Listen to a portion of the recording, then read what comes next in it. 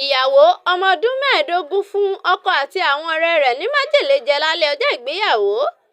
Àwọn ọlọ́pàá ìjọba ìbílẹ̀ Jaun ní ìpínlẹ̀ Jigawa fi ọwọ́ òfin mú ìyàwó kan tí ọjọ́ orí rẹ̀ kò ju 15 lọ. Ẹ̀sùn tí wọ́n fi kan ìyàwó tuntun náà ni pé ó gbìyànjú láti pa ọkọ rẹ̀ pẹ̀lú àwọn ọ̀rẹ́ ọkùnrin náà lálẹ́ ọjọ́ ìgbéyàwó nípa fífi májèlé sí oúnjẹ fún wọn. Májèlé náà ni wọ́n lò pa ọ̀kan lára àwọn ọ̀rẹ́ ọkọ ìyàwó, ẹni tó ń gbáradì láti ṣe ìsọmọlórúkọ àwọn ìbejì tí ìyàwó tiẹ̀ ṣẹ̀ṣẹ̀ bí fún un. Nínú ìfọ̀rọ̀wérọ̀ kan tí ọkọ ìyàwó ẹni ọdún 24 tí orí kó yọ lọ́wọ́ ikú sọ pẹ̀lú BBC, ó rawọ́ ẹ̀bẹ̀ síjọba láti jẹ́ kí ìdájọ́ òdodo wáyé. Ọkùnrin náà ṣàlàyé pé òun àti ìyàwó tó fẹ́ pa òun yìí ti ń fẹ́ ara wọn fún ọdún 2 sẹ́yìn kó tó di pé àwọn ṣègbéyàwó lógúnjọ́ oṣù kejìlá ọdún 2024.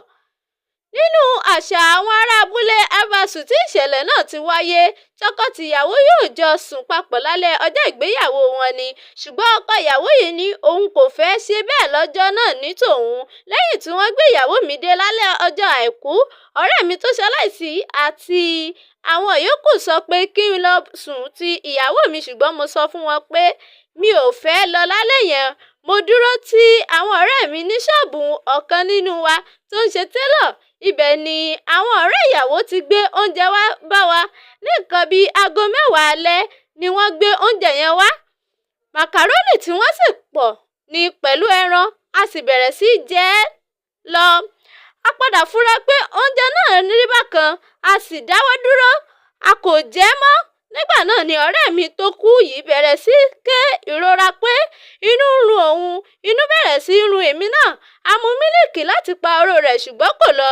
Lẹ́yìn èyí ni wọ́n sáré gbé wa lọ sí ilé ìwòsàn Iyawo, ṣùgbọ́n ọ̀rẹ́ mi kú ní tiẹ̀. Nígbà náà ni ọkọ ìyàwó sọ pé ó jọ òun lójú pé irú nǹkan báyìí ṣẹlẹ̀ nítorí òun àti ọmọdé tóun fẹ́ náà nífẹ̀ẹ́ ara àwọn gidi ṣáájú ìgbéyàwó tó ní ìfẹ́ nínú la ṣe, ṣùgbọ́n kádàrá àti àìní òye gẹ́gẹ́ bí ọmọdébìnrin tó jẹ́ ló fa èyí. Ó dùn wá pé a pàdánù ẹ̀mí èèyàn lórí ìṣẹ̀lẹ̀ yìí, ṣùgbọ́n ìyàwó mi náà sì ni nítorí mo san owó orí rẹ̀. Bàbá ẹni tó di olóògbé yìí sọ fún àwọn oníròyìn pé ọmọ kan ṣoṣo tí òun bí ni wọ́n ti pa yìí. Ọmọkùnrin kan ṣoṣo tí òun bí ni wọ́n ti pa yìí. Òun nìkan ni ọmọkùnrin tí mo ní. Ẹni tó gbọ́ ẹ̀sìn yé tó sì ń pèsè oúnjẹ fún mi nì, wọ́n ti pa báyìí.